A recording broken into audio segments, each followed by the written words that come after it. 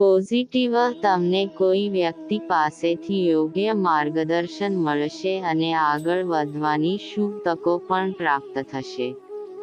તમને આધ્યાત્મિક ક્ષેત્રથી સંબંધિત કોઈ અનુભવી વ્યક્તિનો સાથ મળશે.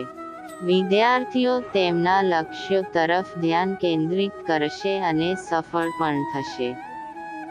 નેગેટિવ કેટલાક લોકો વિઘ્ન લાવવાનો પ્રયાસ પણ કરશે. ખૂબ જ ધ્યાનથી કામ કરવાની જરૂર છે. ધીરજ અને સંયમ રાખો. તમારી અંગત બાબતો કોઈની સામે ન જણાવો, નહીં તો તમને નુકસાન થશે.